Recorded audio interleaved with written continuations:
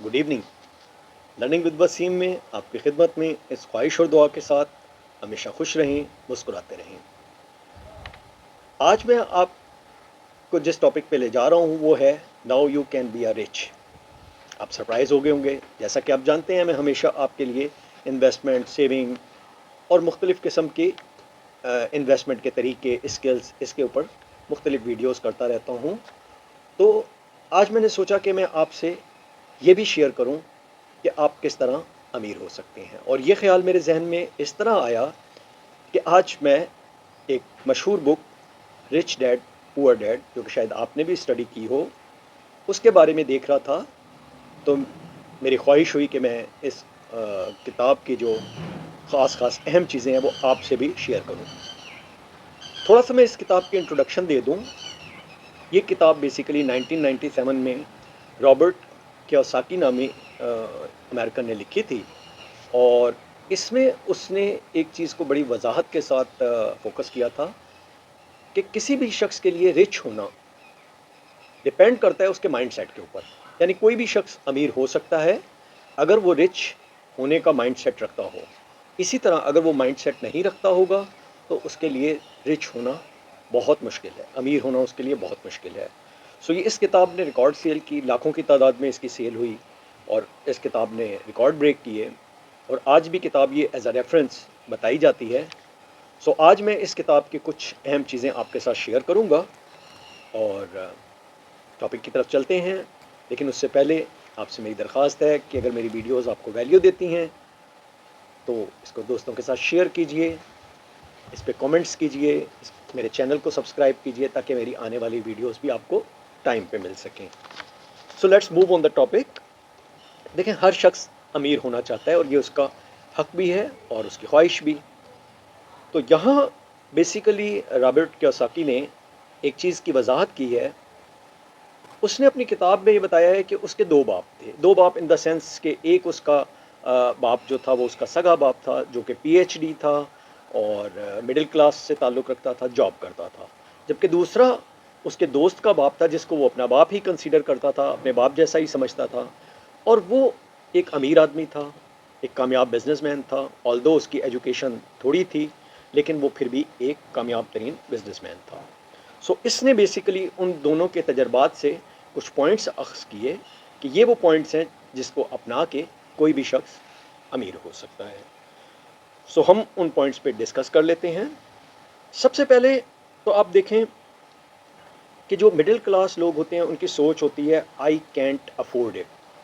अक्सर ऐसी चीज़ें होती हैं जिसमें वो ये कहते हैं कि मैं इसको अफोर्ड नहीं कर सकता। वहाँ जिन लोगों का माइंडसेट बिजनेस वाला होता है या जिन लोगों का माइंडसेट अमीर आदमी का होता है, उसकी सोच ये होती है how can I afford it. किस तरह मैं ये अफोर्ड कर सकता हूँ, कैसे मैं इसकी सोर्स निकाल सकता हूँ, कैसे मैं इस तरीके से इसको ला सकता हूँ कि मैं चीज़ परचेज़ कर लूँ। सो यहीं से फ़र्क पैदा हो जाता है। क्योंकि जैसे ही आप ये सोचते हैं कि मैं कैसे इस चीज़ को करता हूँ, तो लॉ ऑफ अट्रैक्शन जो है वो वजूद में आ जाता है। और लॉ ऑफ अट्रैक्शन की एक ख़ास बात यह है कि जब आप किसी चीज़ के बारे में पैशनेट हों, ऑब्सेस्ड हों और आप लाजमी तौर पे जुनून की हद तक उसको हासिल करना चाहें, तो वो चीज़ आपको ज़रूर मिलती है। सिर्फ ख्वाहिश करने से नहीं बल्कि काम करने से। बट डेफिनेटली जब आप पैशनेट होते हैं तो आपके लिए रास्ते खुलते हैं और एक वक्त ऐसा आता है कि आप उस चीज़ को कामयाब हो जाते हैं उसको हासिल करने में। वेयर एज अगर आप ड्रीम नहीं करते, आप पैशनेट नहीं होते, आप ये सोचते ही नहीं है कि आप वो चीज़ अफोर्ड कर सकते हैं, आप सिंपली रिफ्यूज़ कर देते हैं कि आप ये चीज़ अफोर्ड ही नहीं कर सकते, तो वो तो आप रास्ता ही बंद कर देते हैं। तो उसके बाद कोई चांस नहीं रहता कि उसके ऊपर आप मज़ीद वर्क कर सकें। सो ये एक पहला डिफरेंस है जो इसमें आता है। दूसरी चीज़ जो बड़ी इंटरेस्टिंग इस बुक के हवाले से कियोसाकी ने बताई है वो है 5 पॉइंट्स और 5 रूल्स ऑफ फाइनेंशियल लिटरेसी। यहाँ मैं थोड़ा सा वजाहत कर दूँ कि फाइनेंशियल लिटरेसी से मुराद यहाँ वो एजुकेशन है फाइनेंस की जो स्किल से आती है। और इसकी आसान मिसाल आप इस तरह देख सकते हैं कि आप देखें businessman communities, specially in Pakistan में कुछ बिजनेसमैन कम्युनिटीज़ हैं, you can say Chinioti families, Memon families, Parsi और बोरी फैमिलीज़। तो ये शुरू से ही बिज़नेस के साथ रिलेटेड हैं और अगर आप देखेंगे तो ये बिज़नेस में कामयाब भी रहते हैं। ऐसा क्यों होता है? ऐसा इसलिए होता है कि इनके बच्चों की फाइनेंशियल लिटरेसी का रेट बहुत ज़्यादा होता है। یہ جب پیدا ہوتے ہیں تو بچپن میں ہی اپنے ارد گرد کے ماحول میں، اپنے گھر کے ماحول میں، اپنے ریلیٹیوز کے ماحول میں، اپنے دوستوں کے ماحول میں بزنس کو ایز این اپارچونیٹی دیکھتے ہیں، اور یہ بچپن میں ہی جان لیتے ہیں کہ بزنس ہی وہ اپارچونیٹی ہے جس سے آپ پیسے کو ملٹیپلائی کر سکتے ہیں، جس سے آپ رچ ہو سکتے ہیں. صرف جاب سے آپ رچ نہیں ہو سکتے. سو جب یہ فائنینشیل لٹریسی آٹومیٹیکلی ان میں انڈلج ہو جاتی ہے، ان میں انبلٹ ہو جاتی ہے، تو ڈیفینیٹلی جب وہ پریکٹیکل لائف میں آتے ہیں تو اس کا ان کو بہت بڑا فائدہ ہوتا ہے.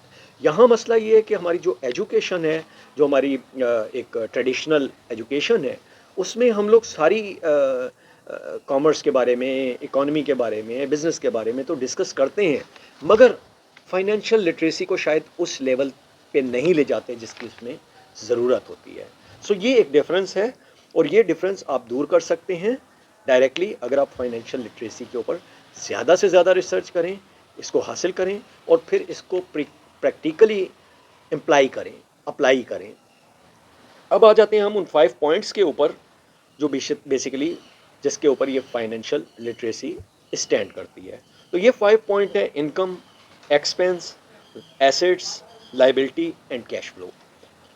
ڈیفینیٹلی انکم کے بارے میں آپ بہتر جانتے ہیں، سب جانتے ہیں کہ جو چیز ہم ارن کر رہے ہوتے ہیں وہ ہماری ایک انکم ہوتی ہے. اب آپ کہیں گے کہ ایکسپینس کے بارے میں بھی سب جانتے ہیں کہ ایکسپینس بھی جتنی ہم کماتے ہیں اور اس میں سے جو ہم خرچ کرتے ہیں وہ ہماری ایک ایکسپینس ہوتے ہیں. اب یہاں ایک بڑی انٹرسٹنگ چیز ایسٹ کے بارے میں ہے. دیکھیں ہمارا کانسیپٹ یہ ہوتا ہے کہ ایسٹ وہ چیز ہوتی ہے like plot, like gold, like shop, like گاڑی، یہ سب کو ہم ایسٹ گنتے ہیں. جبکہ کیوسکی کا خیال یہ ہے کہ کوئی بھی ایسی چیز جو ہمیں کما کے نہیں دے سکتی وہ ہمارا ایسٹ نہیں ہے، خواہ وہ گاڑی ہو، پلاٹ ہو، گھر ہو. اگر ایک گھر ہم لیتے ہیں جس کو ہم ایز اے انویسٹمنٹ رکھتے ہیں یا اس میں ہم خود نہیں رہتے، تو وہ ہمارا بزنس نہیں ہوتی، وہ ہمارا ایسٹ نہیں ہوتی، کیونکہ وہ ہمیں کما کے تب تک نہیں دے رہا ہوتا جب تک ہم اس کو رینٹ آؤٹ نہیں کرتے. ہاں، رینٹ آؤٹ ہونے کے بعد وہ ہمارے ایسٹ میں کنسیڈر ہو جائے گا. اسی طرح جو ہماری گاڑی ہے اس کو بھی اگر ہم اوبر پہ نہیں چلاتے یا جب وہ ہمارے لیے انکم جنریٹ نہیں کرتی تو وہ ہمارا ایسٹ نہیں ہے بلکہ لائبلٹی ہے. سو فرق یہیں آ جاتا ہے کہ ایسٹ اور لائبلٹی کا فرق. اور دین ایکسپینسز، مینجمنٹ آف ایکسپینسز. ہم نے اپنی جتنی لائبلٹیز کم کریں گے، جتنی انکم، ضروری نہیں کہ ہماری انکم بہت زیادہ ہو تو تب ہی ہم گرو کر سکیں، کیونکہ اگر ہماری انکم زیادہ ہوگی اور اسی حساب سے ہماری لائبلٹیز اور ایکسپینسز بھی ہوں گے تو ہم گرو نہیں کر پائیں گے اور نہ ہی ہم ایکومولیٹ کر پائیں گے. اور جب ہم ایکومولیٹ نہیں کر پائیں گے تو اس سے ہم کچھ فردر ارننگ نہیں کر سکیں گے اور ہم رچ کیٹیگری میں نہیں آ سکیں گے. سو یہی وہ فرق ہے جو بیسیکلی کیوسکی ہمیں بتاتا ہے کہ اس طریقے سے آپ اپنی انکم کو بڑھا سکتے ہیں. اب یہاں میں تھوڑا سا اس کو کلیریفائی کر دیتا ہوں کہ ایک پور آدمی جو کچھ کماتا ہے وہ سارا ایکسپینس پہ خرچ کر دیتا ہے، تو ایٹ دا اینڈ اس کے پاس کچھ نہیں بچتا جس کو وہ انویسٹ کر سکے. سو رزلٹ کیا ہوتا ہے کہ وہ پور ہی رہتا ہے. In the same manner middle class جو ہوتا ہے وہ تھوڑی سی بہتر ارننگ کرتا ہے، اس ارننگ میں سے ایکسپینس کرتا ہے، لیکن اس کے ایکسپینسز کے بعد جو اماؤنٹ بچ جاتی ہے اس کو وہ اپنی وانٹس میں خرچ کر دیتا ہے، اور اس وانٹس سے وہ وانٹس اس کی ایک لائبلٹی ہوتی ہے، اس سے اس کو کوئی مزید انکم نہیں ہوتی. سو وہ بھی ایک اسٹیج پہ اسی پور کی طرح ہی رہتا ہے. یہاں رچ کا فرق جو آتا ہے وہ یہ آتا ہے کہ رچ جو کچھ کماتا ہے اس کو ڈائریکٹ ایکسپینسز پہ خرچ نہیں کرتا بلکہ اس سے ایسے ایسٹ خریدتا ہے جو ایسٹ آگے سے انکم جنریٹ کریں، اور اس جنریٹ کی ہوئی انکم سے وہ اپنے ایکسپینسز میٹ کرتا ہے. تو رزلٹ کیا ہوتا ہے کہ اس کی انکم کا فلو بھی رہتا ہے، اس کی ایسٹ کا فلو بھی رہتا ہے، ایسٹ بھی بنتے رہتے ہیں، اور جو ایکسپینس کر رہا ہوتا ہے وہ تو سارے اس ایسٹ سے ہو رہے ہوتے ہیں جو اس نے اپنی انکم کے ذریعے بنائے ہوتے ہیں. اور ایٹ دا اینڈ کیا ہوتا ہے کہ وہ ایکسپینسز سے ایکسیس اماؤنٹ ملتی ہے تو وہاں سے بھی وہ مزید ایسٹ بنانا شروع کرتا ہے، جس سے کمپاؤنڈنگ انکم شروع ہو جاتی ہے. اور ڈیفینیٹلی اس کا رزلٹ کیا ہوتا ہے کہ وہ امیر سے امیر تر ہوتا ہے. سو یہ 5 پوائنٹ تھے جو بیسیکلی میں آپ سے ڈسکس کرنا چاہ رہا تھا، اور میں چاہتا تھا کہ آپ بھی ان کے اوپر توجہ دیں تاکہ آپ بھی آنے والے کل میں اپنی فائنینشیل مینجمنٹ بہتر کر سکیں اور اپنے آپ کو رچ کیٹیگری میں لا سکیں. اسی کے ساتھ آپ سے اجازت چاہوں گا. اللہ حافظ.